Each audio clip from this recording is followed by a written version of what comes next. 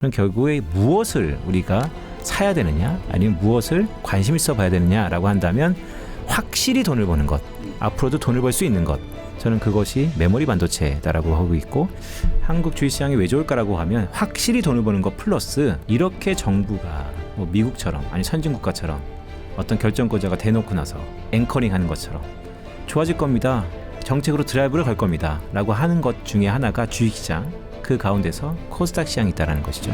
그냥 간단 명료하게 어떻게 대응해야 됩니까? 밥의 전략인데요. 칩 앤 코스닥 150입니다. 칩, 반도체 메모리, 코스피는 그런 종목을 사시고요. 코스닥은 정책에 대한 기대감이 무르익고 올해 2분기는 코스닥이 뜨거울 텐데 지수를 한번 바라보시는 게 어떨까요?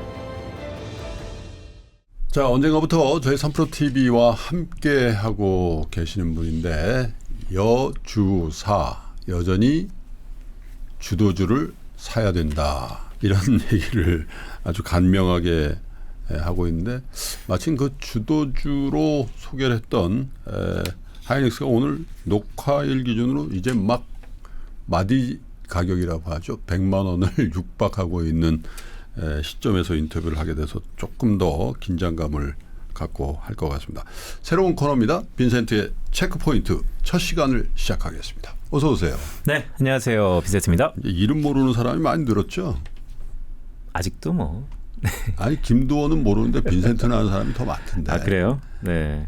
제가 볼 때 저 사람 이름이 김두원이어서 이런 시점이 오는 걸 더 기다리셔야 될 것 같습니다. 네, 댓글 중에 뭐 어느 빈 씨냐 뭐 이런 건 간혹 있습니다. 아, 그래요? 네.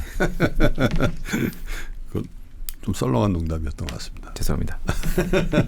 자, 왜 체크포인트입니까, 우리가?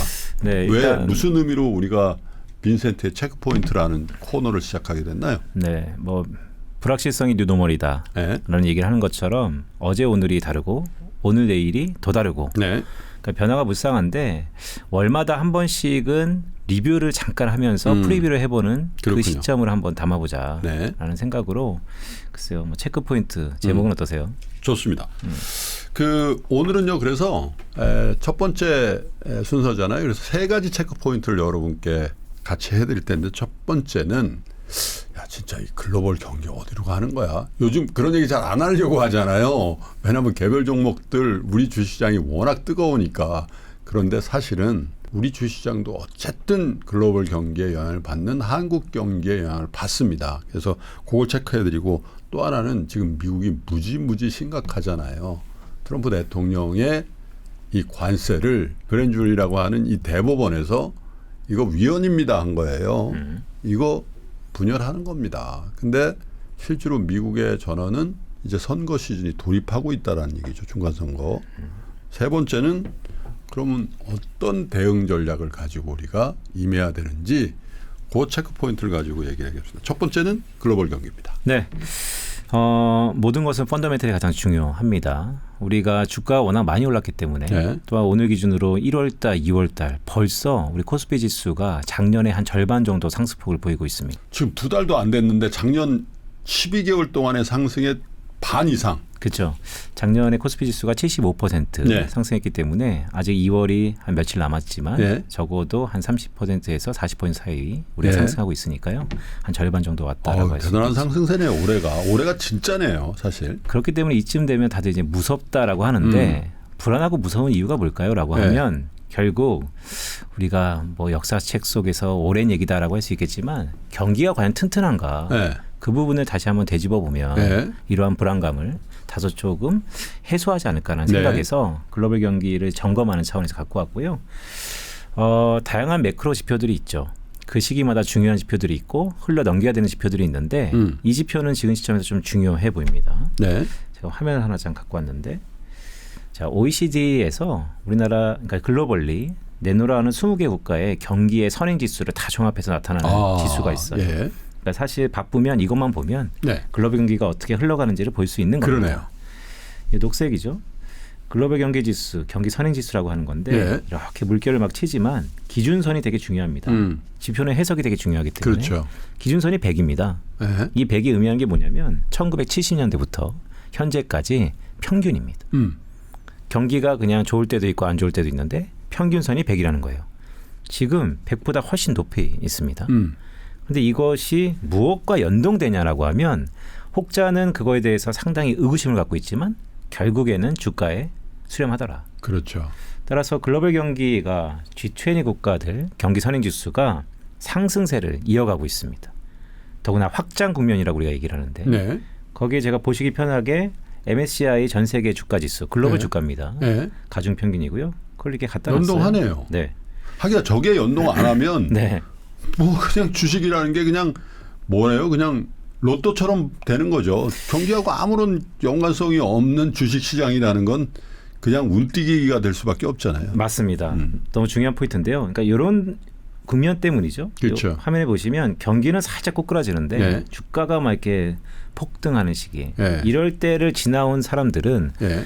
공부할 필요가 뭐 있냐, 경기가 뭔 필요 있냐, 결국 주가는 동전 던지기 아니냐 이렇게 해석할 수도 있지만 많이 보면 수급 보고 테크니컬 보는 거예요. 이런 정도죠. 맞습니다. 그런데 오래 경험이 네. 쌓이고 오랜 시간 데이터와 경험을 쌓이다 보면 예.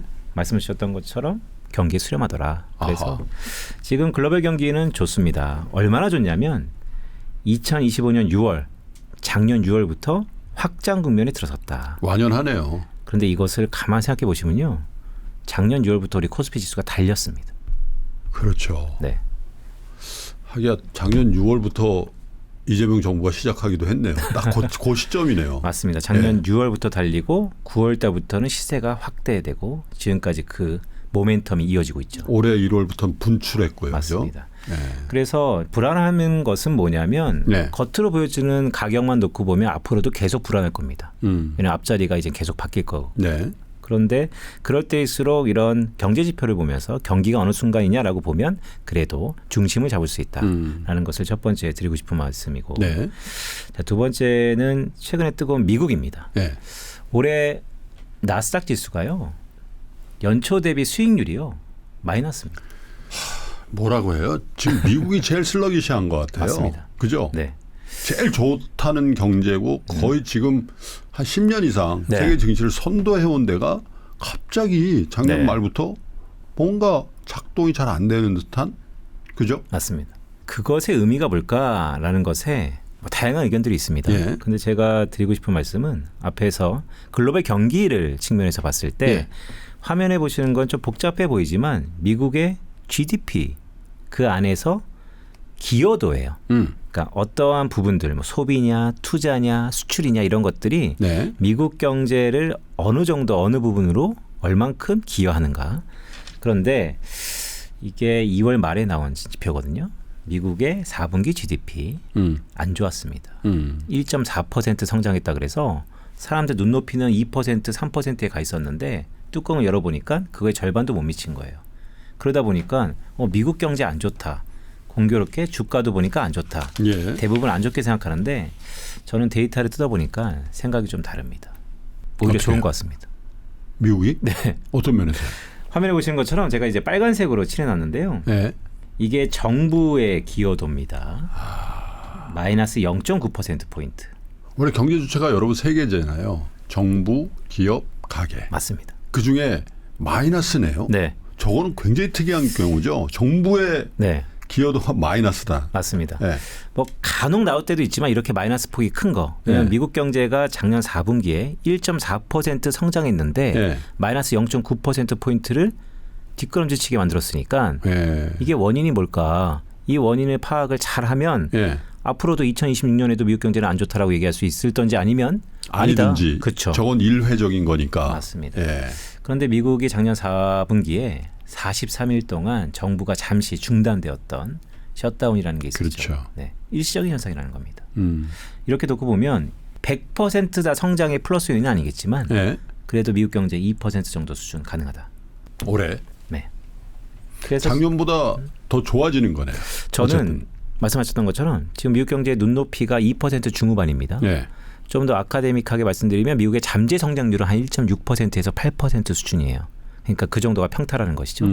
그런데 그보다 훨씬 더 좋아질 것 같습니다. 네.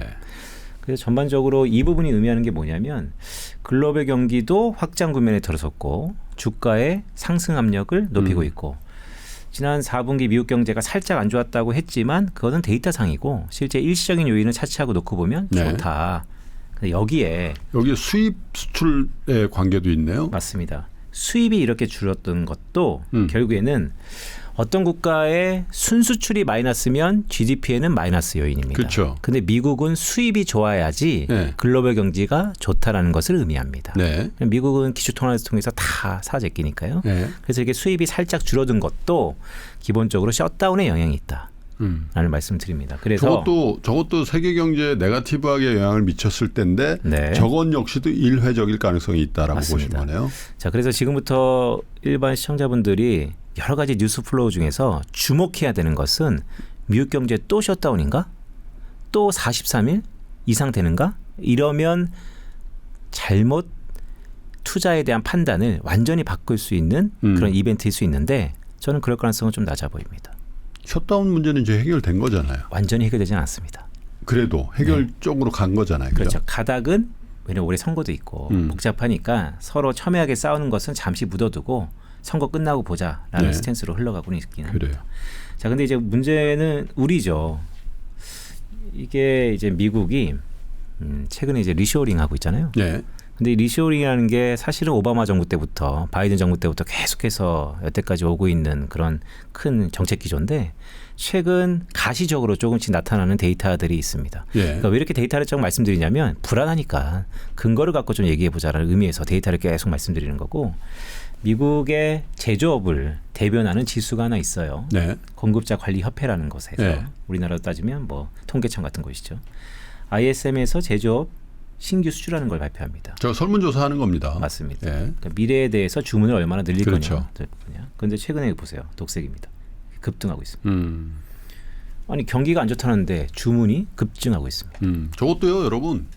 예를 들면 기업들 있잖아요. 기업들의 구매 부장들 있잖아요. 네. 그분들한테 물어보는 거예요. 야, 너 구매를 많이 한다는 건 향후에 매출이 늘 거라고 생각하니까 구매를 땡기는 거잖아요.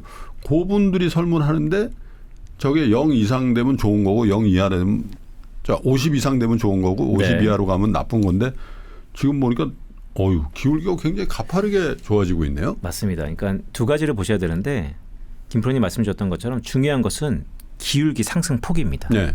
이 폭이요. 얼마 만에 이렇게 크게 증가한 거냐면 팬데믹 이후 처음입니다. 그런가요? 네, 이 팬데믹 때 드라마틱한 이 팬데믹 이후에 네. 이렇게 상승폭이 큰 기울기가. 적이 없습니다. 그러니까 가만 생각해 보면 팬데믹도 있었고 그런 모든 악재가 미국 경제 4분기의 숫자를 낮췄지만 네. 실제 올해를 딱 들어서니까 그때 수입을 못했던 거, 그때 주문을 못 냈던 것이 지금 폭발하고 있다는 것이죠. 저건 왜 그럴까요? 혹시 이런 거 아닙니까? 미국의 관세가 부과될 것 같으니까 네, 미리 땡겨서 네, 주로 구매자들은 해외로부터 살 거 아니에요. 맞습니다. 그래서 땡겨 샀는데 이제 그게 다 소진될 것 같으니까 다시 관세를 물더라도 빨리 주문해야 되겠다고 생각하는 거 아닙니까? 여러 가지가 다 복합적으로 있는데 말씀하신 부분들이 분명 들어가 있고요. 네. 그런데 이제 그런 것들을 세세하게 물론 산업계에서는 다 따질 수 있죠. 그런데 이런 것을 종합적으로 나타내는 지표가 또 하나 있습니다. 네. 화면에 보시는 게 우리의 자랑이라고 할 수 있는 한국의 수출 증가율이죠. 저기 회색. 회색 선으로. 네, 저건 거기랑 연동하는 것 같은데 훨씬 더 많이 들어왔네요. 맞습니다. 그러니까 결국 이런 겁니다. 세계 경제 좋다. 예. 우리 코스피 지수도 달리는 원동력 중에 하나가 글로벌 경기가 좋기 때문에 좋은 것이다. 그런데 미국 경제가 주춤해서 예. 살짝 불안했지만 예. 실제 데이터를 놓고 보면 아니다. 일시적인 요인이 있었다. 에헤. 그래서 올해 들면서 미국의 일시적인 요인은 해소되었다. 예. 그런데 미국 경제, 미국 제조업체들이 말씀하셨던 것처럼 이제는 관세 그런 걸 차치하더라도 실제 전 세계적으로 물건을 땡기고 있다.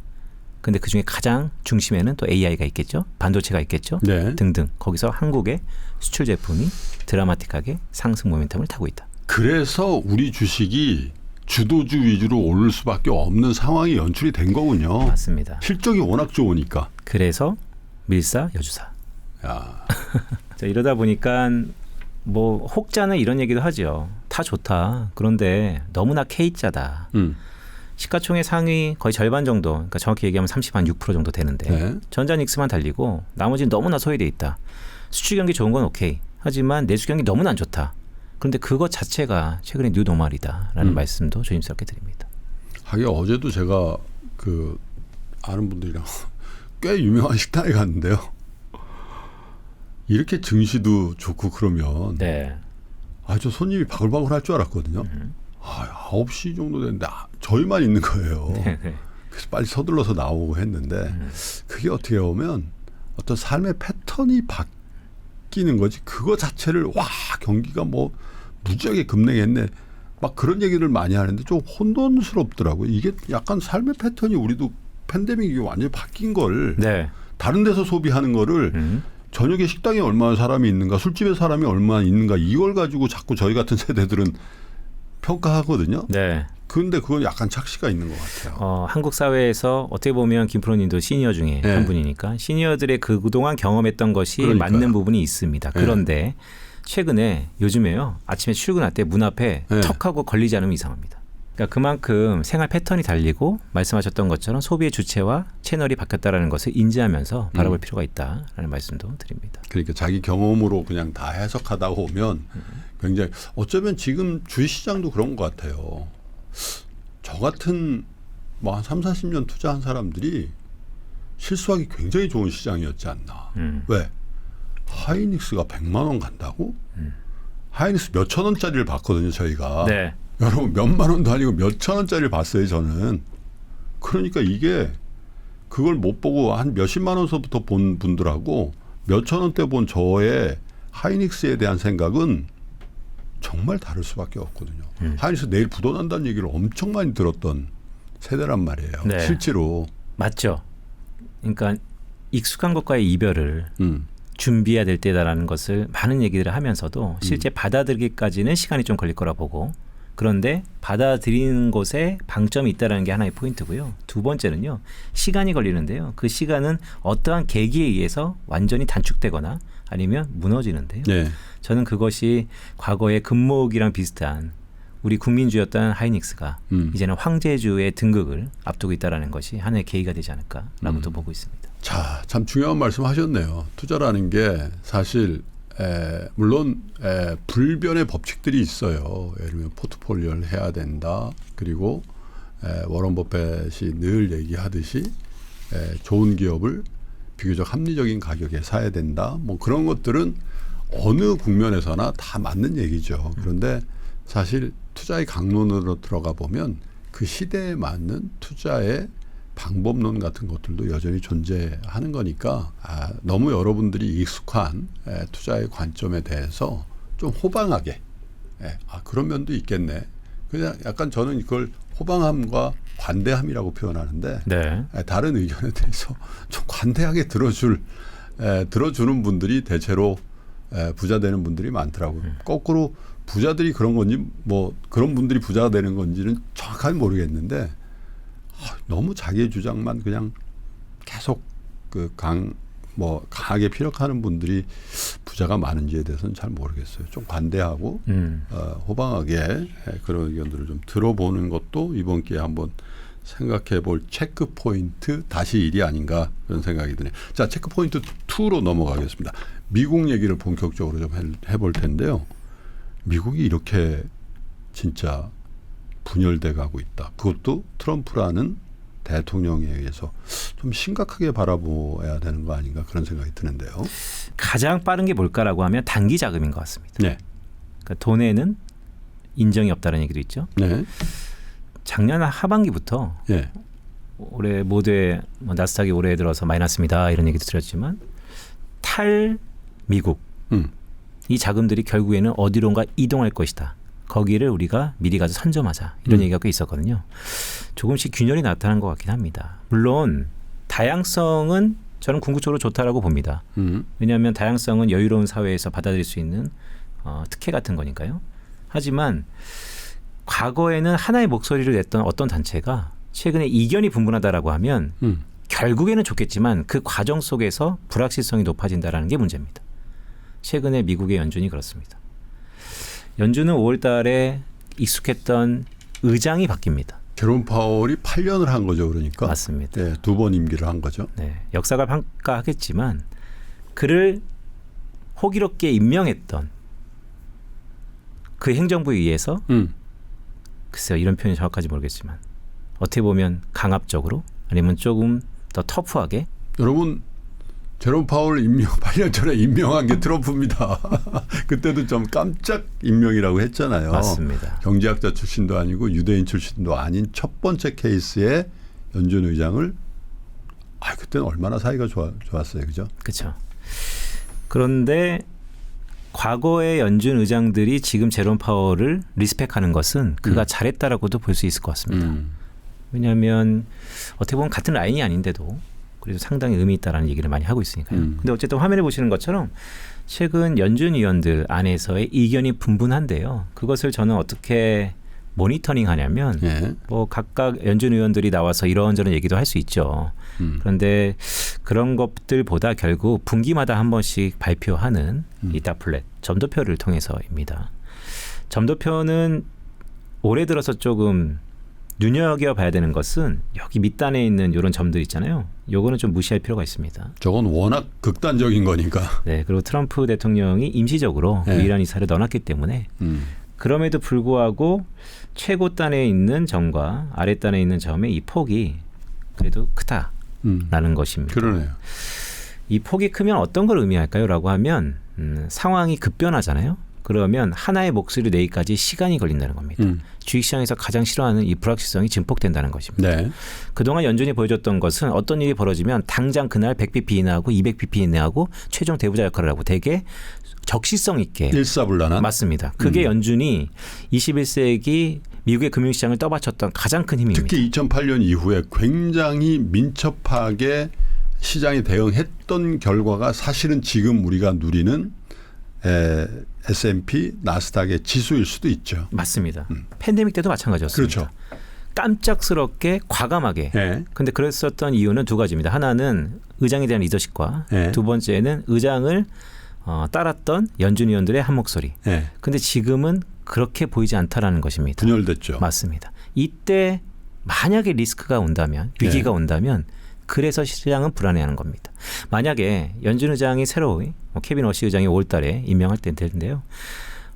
올해 하반기에 이런 일이 벌어지면 저는 괜한 걱정이다라는 말씀을 드리고 싶습니다. 예. 왜냐하면 다시 한번 할 목소리를 낼 겁니다. 하지만 지금 이 순간 예. 즉 올해 5월 달부터 11월 달 중간선거 전까지 아니면 좀 더 앞에 봐서 지금부터 올해 하반기 한 중간선거 전까지가 미국의 정책적인 힘이 가장 약할 때다.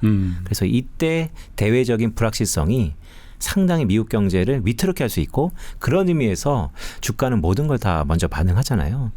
미국이 약한 이유도 맞습니다. 저런 데 있다는 거죠. 맞습니다. 저는 그렇게 좀 보고 있습니다. 그러네요. 사실 중앙은행의 독립이라는 화두가 뭐 연준뿐만 아니라 한국은행에도 쭉 있어 왔는데 사실 굉장히 이례적인 어쩌면 닉슨 이후에 네. 그죠? 아서 누구죠? 번즈. 아서 번스 이후에 가장 대통령으로부터 가장 큰 압박을 받은 연준 의장이 아닌가라는 생각이 드는데 아서 번스와 제롬 파월의 다른 점은 아서 번스는 매우 순종적인 그런 정책을 취한 반면에 이 제롬 파월은 그래도 비주류지만 자기 목소리를 끝까지 내면서 연준의 독립성에 대한 포지셔닝을 했다는 측면에서 네. 연준을 리스펙트하는 여러 경제학자들 또 선배 연준 의장들의 존중을 받는 게 아닌가 그런 생각이 드네요. 되게 중요한 말씀하셨는데 독립성의 시장은 그 키워드에 지금 주목하고 있죠. 근데 저는 자립성에 좀 더 주목하고 있습니다. 독립성은 외부의 압력을 배제하고 자기가 직접 의사결정을 하는 것이 독립성인데요. 자립성은요. 그것을 지속하는 힘입니다. 네. 독립성도 중요한데요. 자립성도 중요합니다. 그렇군요. 그러니까 결국 무슨 얘기를 드리고 싶은 거냐면 지금은 독립성이 연준 내부에서 스스로 결정하는 거야? 이 듀얼 먼데이트라는 최대 고용과 물가 안정을 보고 정말 결정하는 거야?에 주목하고 있지만 더 중요한 건요. 그런 결정을 지속할 수 있느냐입니다. 그것은 결국 지금 연준 내부에서 이 분열된 이 상황이 오히려 독립성보다 훨씬 더 위태롭게 보이고 있다. 그래서 우리는 케빈 워시를 기승전 잘 알아야 된다라는 것인데요. 케빈 워시를 얼마나 알까요, 사람들이? 라고 하면 제롬 파월이 8년 전에 등장했다랑 비슷한 것 같습니다. 네. 그냥 겉으로만 아는 것 같아요. 근데 더구나 케빈 어시는요 무슨 짜고 치는 고스톱처럼 언론 플레이를 안 하고 있습니다. 조용합니다. 이게 고단수예요. 그러니까요. 막 얘기를 해봐요. 네. 네?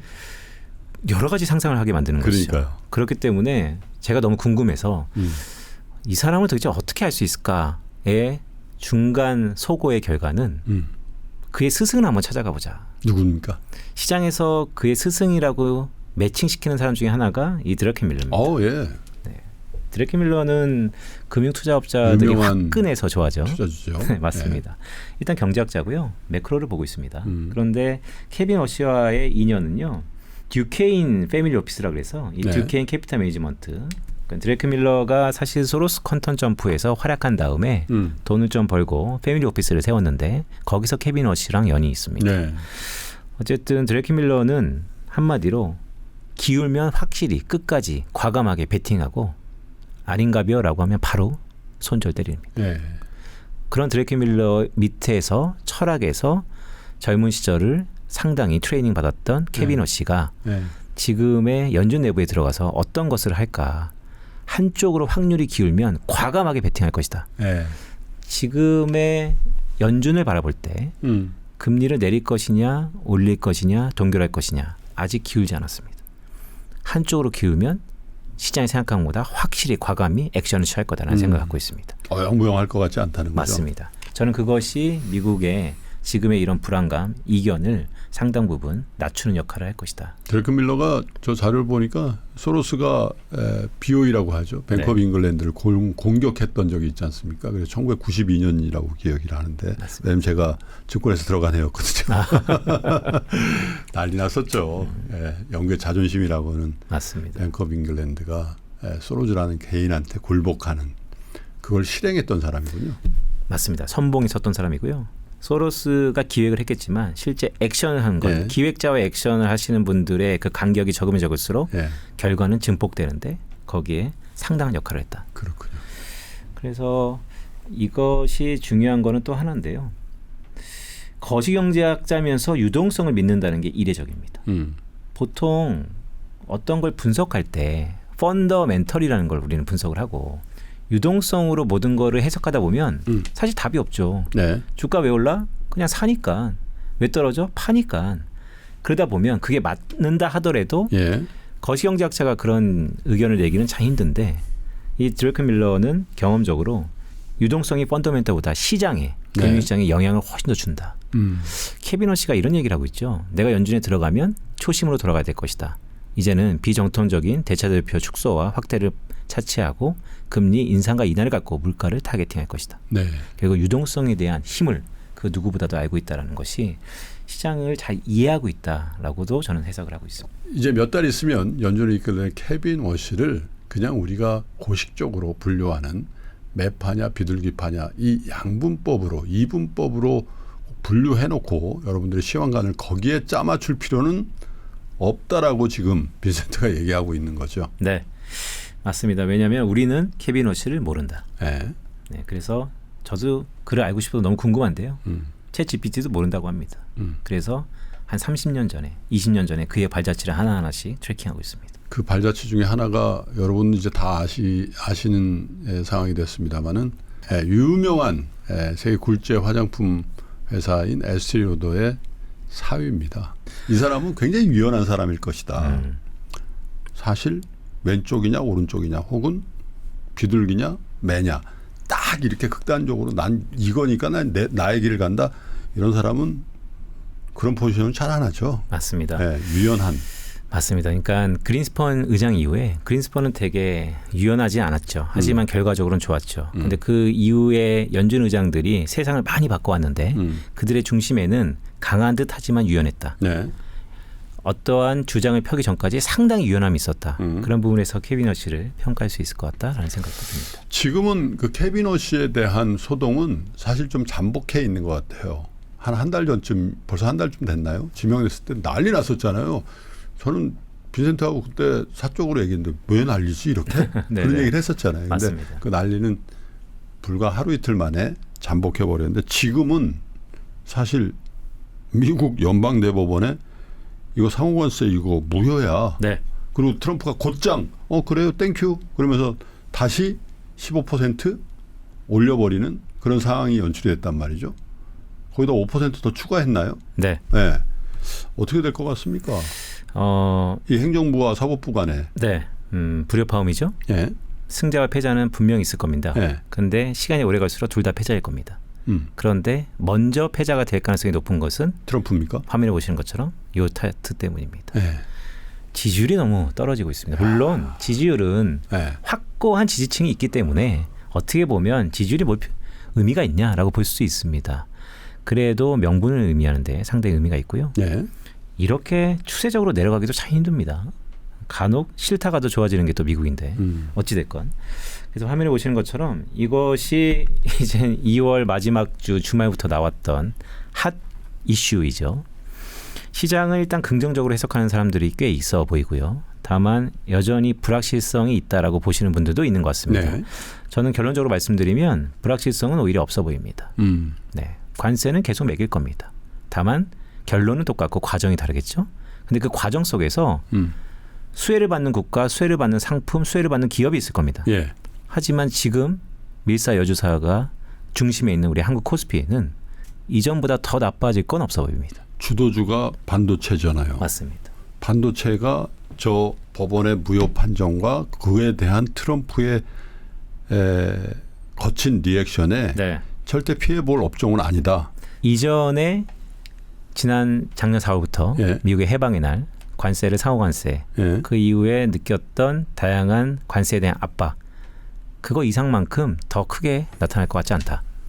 하긴 어쩌면 저 미국 연방대법원의 판정은 트럼프의 이 관세를 가지고 휘둘러대는 네. 그런 폭력적인 정책에 일단 예봉을 꺾은 효과가 있겠네요. 너무 중요한 말씀인데요. 저는 이제 두 가지를 주목했는데 첫 번째는 트럼프가 꽤 신중해질 거다. 그러니까 한번 제동이 걸린 거죠. 그렇죠. 그런데 이 제동이 결국 나중에 트럼프를 재평가 받을 수 있는 하나의 계기가 되기를 간절히 소망합니다. 질주하면 안 되거든요. 그리고 두 번째는요. 결국 그래서 주식시장은 지나간 악재보다는 새로운 기회를 포착하려고 하니까요. 네. 어쨌든 최악의 상황보다는 날 거다라는 것으로 가닥이 잡힐 가능성이 있다. 10% 15% 관세율의 변동이 많습니다. 그리고 공교롭게 이제 한 달 정도 남았을까요? 4월 달에 이제 베이징으로 갑니다. 가서 미중 간에 또 얼굴을 맞대요. 근데 거래에 워낙 능숙한 트럼프 대통령이 어떤 걸 또 주고 어떤 걸 받을지 모르겠으나 지금 모든 사람들이 봤을 때는 트럼프한테 불리하지 않을까라고 하는데요. 이 트럼프의 불리함이 주식시장 입장에서는 나쁠까? 그가 훨씬 더 신중해질 거다라는 생각을 계속해서 하고 있고요. 근데 요거는 한번 좀 말씀드려보고 싶은데 좀 복잡할 수 있는데 결론은 같습니다. 결국 관세는 계속해서 매길 겁니다. 하지만 과정이 조금 달라질 수는 있습니다. 예. 되게 복잡한 법들이 많습니다. 근데 크게 한 세 가지 정도만 우리가 주목하면 될 것 같아요. 첫 번째는 뭐냐면 연방 대법원에서 트럼프의 관세를 위법 판결한 바로 직후 정확히 3시간 뒤에 기자회견을 열기면서 전 세계적으로 다 10% 관세에 매기겠다. 그리고 하루 만에 15%로 5%포인트 더 상향하겠다. 이 법의 근거가 되는 게 무역법 122조입니다. 이 법은 간단히 얘기해서 뭐냐면요. 미국이요. 대통령 권한으로 전 세계 모든 국가한테 일률적으로 다 관세를 매길 수 있는 법입니다. 그러니까 제너럴한 법이죠. 그런데 이 법은 트럼프 입장에서 보면 맥스 5개월입니다. 5개월 더 늘리려면 의회 가서 또 아쉬운 소리 해야 된다는 거죠. 그런데 이렇게 보면 처음에 금융시장이 환호했던 이유 중에 하나입니다. 관세 10% 15%? 그러면 실제 실효 관세는 낮아지겠네. 예. 근데 트럼프가 거기다 대고 계속해서 지금 어떤 얘기를 하고 있냐면 우리가 타겟해서 특정한 품목에 특정한 국가에 내가 타겟해서 관세를 또 매길 거야. 예. 그게 요겁니다. 무역법 301조. 아하. 그러니까 앞에 무역법 122조는 그냥 모든 국가한테 무차별적으로 매긴다. 네. 근데 타겟적으로 중국한테 매긴다 아니면 일부 핵심 광물한테 매긴다 등등은 무역법 301조에 그렇군요. 매기는 겁니다. 근데 이거는요. 사전 조사가 필요해요. 그러니까 시간이 필요하다는 겁니다. 트럼프는 벌써 이걸 준비하고 있죠. 저 USDR에서 하는 거죠. 맞습니다. 우리가 한때 한 4, 5년 전에 계속 이 그러니까요. USTL이 도대체 뭐야라고 할 정도로 다시 USTL입니다. 그런데 이 모든 것들도 우리가 다 경험했던 학습 효과가 절차가 있다는 필요하다는 얘기죠. 맞습니다. 절차는 우리 금융시장에서는 관세의 이연 효과입니다. 그러네요. 네. 당장 매기는 건 아니니까. 그래서 이 정도 간다 그러면 저는 금융시장에서는 글쎄 특히나 한국 지금의 시장에서는 별반. 하지만 여기서 좀 더 중요한 것은 이제 이겁니다. 무역 확장법 232조. 네. 이건 뭐냐면 전혀 다른 법이네요. 맞습니다. 앞에 얘기했던 타겟 플러스 제너럴하는 거 다 하는 겁니다. 이거는 좀 심각해질 수 있어요. 예. 그런데 이것도 역시 사전 조사가 필요합니다. 상무부에서. 맞습니다.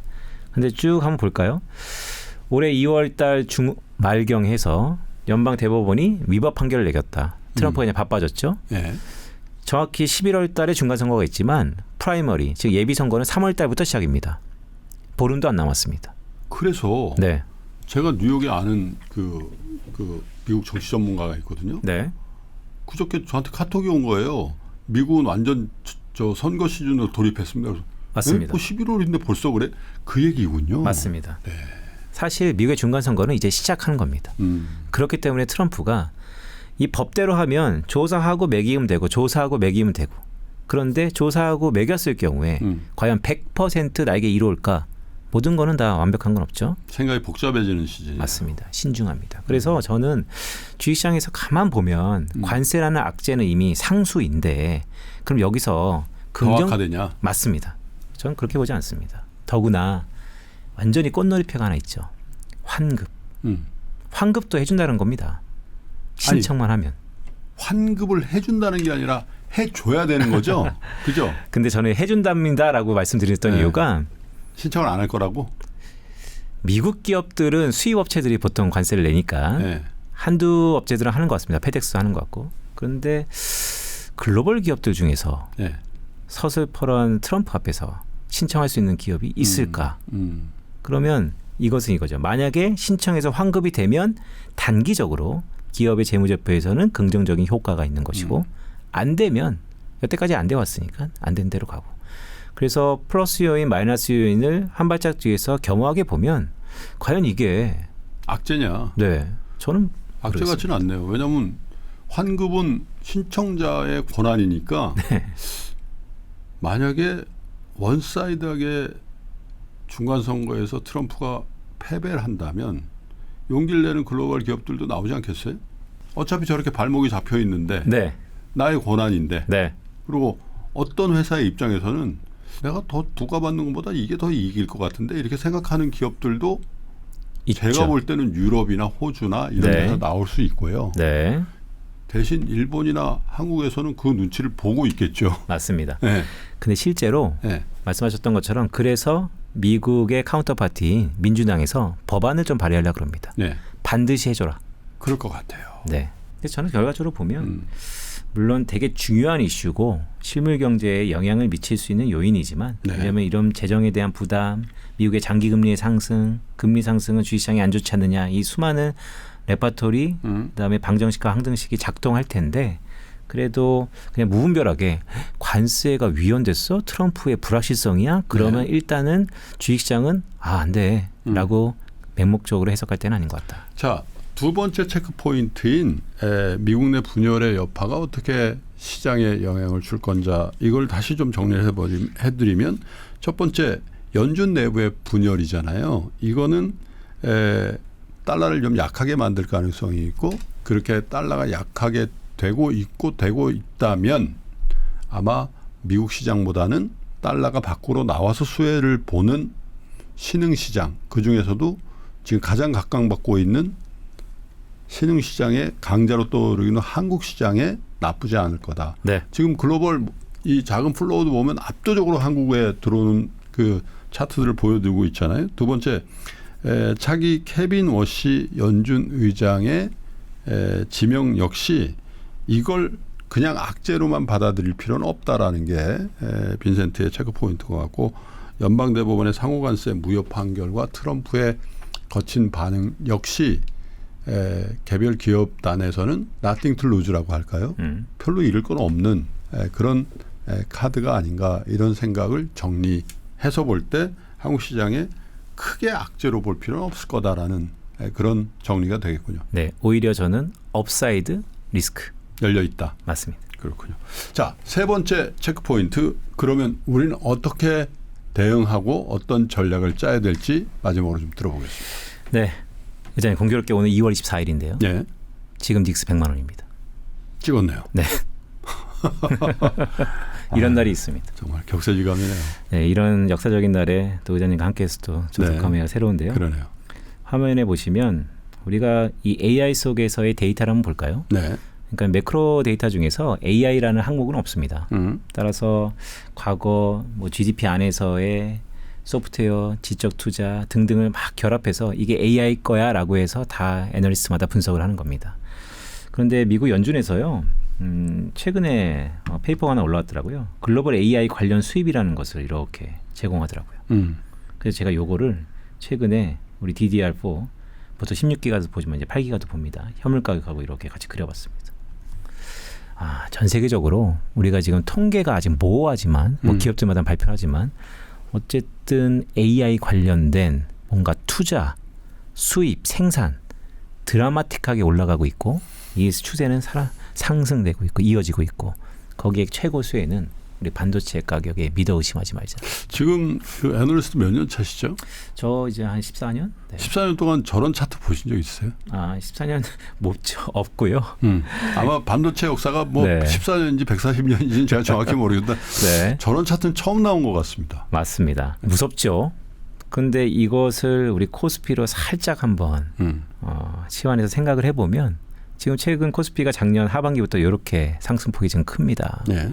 그래서 혹자는 이렇죠. 그러면 저 현물 가격의 상승폭이 둔화되면 꺾이겠다. 모멘텀이 둔화될 수 있죠. 네. 그런데 제가 오기 전에 잠깐 데이터를 보니까 우리나라 시가총액이 대충 한 4,820조 원 정도입니다. 네. 그중에 삼성전자와 닉스가 한 3분의 1 정도, 3분의 1 좀 더 넘죠. 나머지 3분의 2가 있다라는 겁니다. 그래서 그 3분의 2의 마중물 역할을 하는 게 뭘까? 100조 원이라는 예탁금이라는 거예요. 그러니까 시장에 100조 원이 있어요. 언제든 여차하면 밀리면 사는 자금들이 있다라는 거예요. 저것도 처음 보는 거죠. 100조 원. 네. 물론 경제 규모가 커지면서 또 인플레이션 시대에 살면서 화폐에 대한 유동성에 대한 잣대는 좀 달라져야겠지만 네. 워낙 많다라는 거. 그리고 여기에 플러스 오늘 뭐 자료엔 가져가지 않았지만 저는 우리 증시를 작년부터 되게 좋게 보고요. 올해 2026년에 저 나름대로 연간 전망을 초주식 시대라는 것으로 페이퍼를 낸 적이 있습니다. 네. 작년에 코스피가 75% 상승했는데 더 좋아진다라고 얘기는 할 수 있었던 가장 근간에는요. 유동성 플러스 초유동성입니다. 한국의 가계자산의 포트폴리오에 대전환이 나타나고 있다는 거예요. 근데 꼭 한국만 그런 것 같지는 않고요. 네. 어떤 나라든 선진국으로 진입하고 또 국민소득이 우리나라처럼 3만 불 중반 이상을 넘어가면은 금융자산을 늘릴 수밖에 없는 사회적인 물적 토대가 만들어진다고들 하더군요. 근데 우리는 네. 너무 그동안에 그게 진전이 이상하리만큼 안 됐고 네. 그 반대쪽에 있는 부동산에 집중돼 있었기 때문에 그게 자연스럽게 그 타이밍에 맞았고 정부의 정책이 그쪽으로 가고 있기 때문에 훨씬 더 폭발력 있게 그 현상이 단기간에 나타나고 있는 거 아닌가. 그게 어떻게 보면 한국 스타일이잖아요. 그렇죠. 네, 쏠림은 어떻게 보면 한국 스타일인데요. 말씀하셨던 것처럼 주식이 좋고 부동산이 안 좋고가 아닙니다. 네. 쏠림이 안 좋았다라는 것인데요. 그렇죠. 가계자산의 75%, 한 70% 정도가 부동산의 쏠림이었다는 거. 네. 그게 미국처럼 이것을 20-30%로 낮추는 얘기가 아닙니다. 결국 그 사회마다 적당한 수준의 그렇죠. 황금 비율이 있을 텐데 네. 어쨌든 한쪽에 있었던 것이 한쪽으로 흘러가는 가운데 옳고 그름을 논하기에 앞서서 일단 기회는 포착해야 된다라는 말씀을 계속해서 드리고 있고 그렇기 때문에 이 세 번째 메시지는요. 예. 경기 좋고 우리가 겉으로 보는 것보다 내면적으로 보면 여전히 튼튼할 것 같고 예. 그리고 분열도 결국에는 주식시장이 긍정적으로 해석할 수 있고 그럼 결국에 무엇을 우리가 사야 되느냐 아니면 무엇을 관심 있어 봐야 되느냐라고 한다면 확실히 돈을 버는 것 앞으로도 돈을 벌 수 있는 것 저는 그것이 메모리 반도체다라고 하고 있고 한국 주식시장이 왜 좋을까라고 하면 확실히 돈을 버는 것 플러스 이렇게 정부가 뭐 미국처럼 아니 선진국가처럼 어떤 결정권자가 대놓고 나서 앵커링하는 것처럼 좋아질 겁니다. 정책으로 드라이브를 걸 겁니다. 라고 하는 것 중에 하나가 주식시장 그 가운데서 코스닥 시장이 있다는 것이죠. 그런데 저는 이 코스닥 시장을 우리가 주목해야 되는데요. 예. 애널리스트 입장에서 코스닥 시장을 아까 제가 말씀드렸던 9대1 정도로 과감하게 추천드리기 참 어렵습니다. 그러면 정책의 힘이라는 거, 어쨌든 드라이브를 걸고 있다는 거, 네. 그런 의미에서 보면 코스닥의 시가총액 1, 2위 에코프로와 알테오젠 등등을 권유하는 것도 의미가 있겠지만 예. 지수 전반적으로 좋아질 것 같지 않냐. 예. 왜냐하면 정화작용도 있고 그래서 오히려 코스닥 지수 자체를 한번 바라보는 게 어떨까라는 말씀을 드리고 있고요. 그래서 그냥 간단 명료하게 어떻게 대응해야 됩니까? 바벨 전략인데요. 칩 앤 코스닥 150입니다. 칩, 반도체 메모리. 코스피는 그런 종목을 사시고요. 네. 코스닥은 정책에 대한 기대감이 무르익고 올해 2분기는 코스닥이 뜨거울 텐데 지수를 한번 바라보시는 게 어떨까요? 바벨 전략이라는 그 용어를 우리 정프로 스타일로 쓰신 것 같은데. 근데 그러면 코스피 앤 코스닥 바벨 전략을 안 하고 네. 칩 앤 코스닥 150으로 하는 이유는 뭐예요?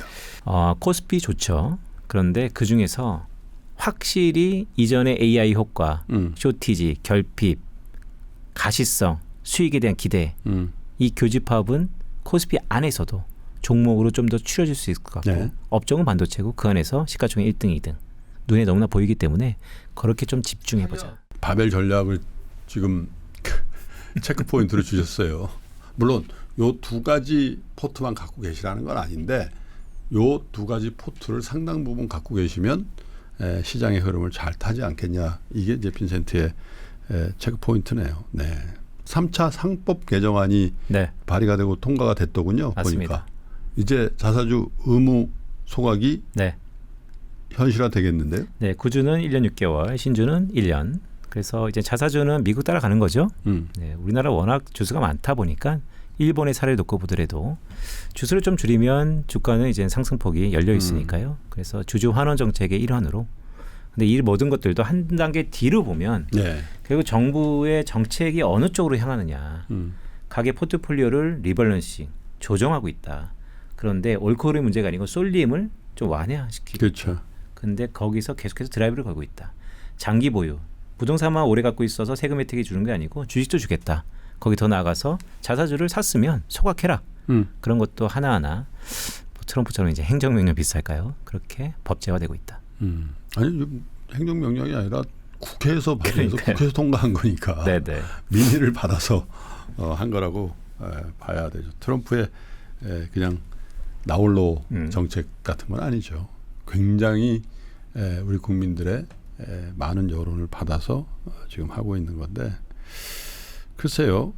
미국의 2008년도 이후에 주식시장에 물론 부침이 있었습니다만은 큰 랠리의 여러 가지 이유 중에 빅테크 기업의 실적이 좋고 그죠?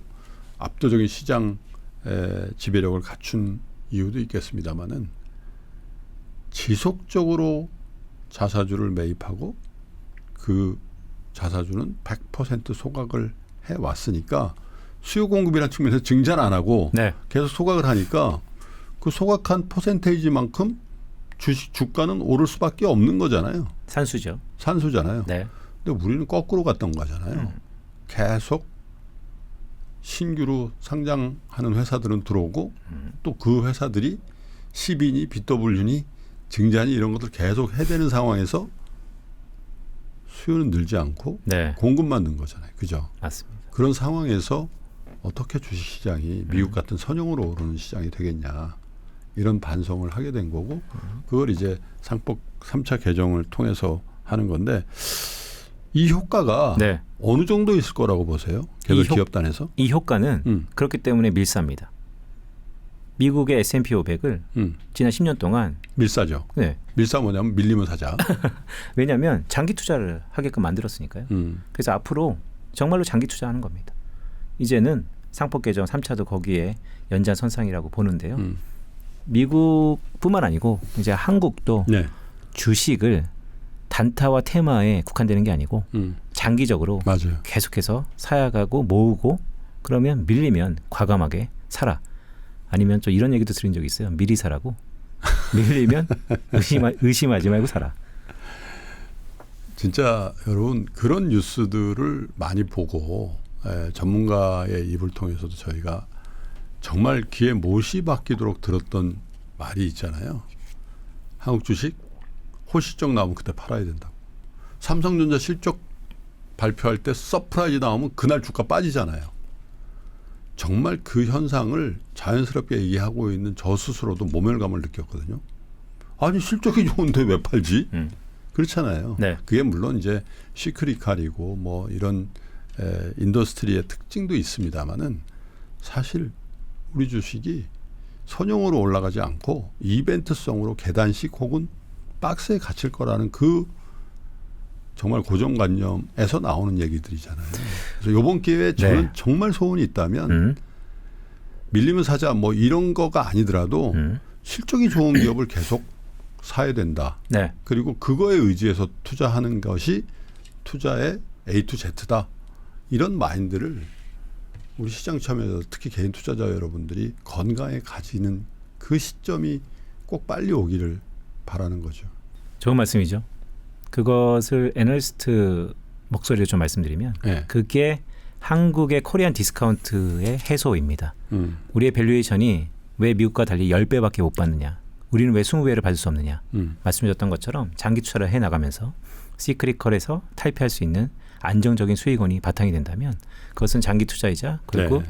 한국의 코스피의 리레이팅 그 시발점이다. 이렇게 보고 있습니다. 그렇죠. 그렇게 해서 우리 주가가 지금 5,000포인트, 7,000포인트 혹은 그 이상을 가고 코스닥도 1,000포인트를 넘어서 2,000, 3,000이 가는 생태계가 만들어진다면 거기서 산업으로 돈이 들어가고 그 산업 중에 일부가 우리 혁신 기업으로 들어가는 생태계가 만들어지면 더 이상 시크릿칼이라는 그 우리의 천연 같은 그 비즈니스 또 산업의 생태계가 이제 미국처럼 그죠?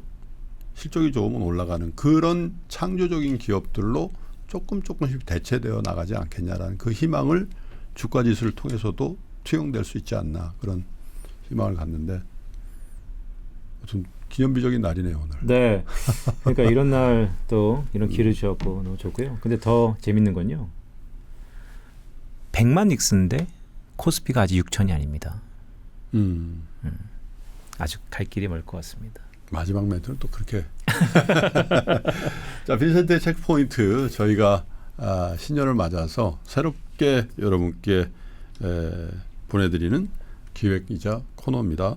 빈센트의 체크포인트는 매월 하순경 지금 2월 이제 하순이잖아요. 네. 말경인데 다음 3월 말경에 다시 여러분께 한 달 동안에 여러분들이 꼭 체크하셔야 될 포인트 몇 개를 가지고 심층적으로 또 독특한 시각으로 여러분과 만날 것을 약속드리면서 첫 번째 빈센트의 체크 포인트는 이렇게 마감을 하겠습니다. 고맙습니다. 고맙습니다.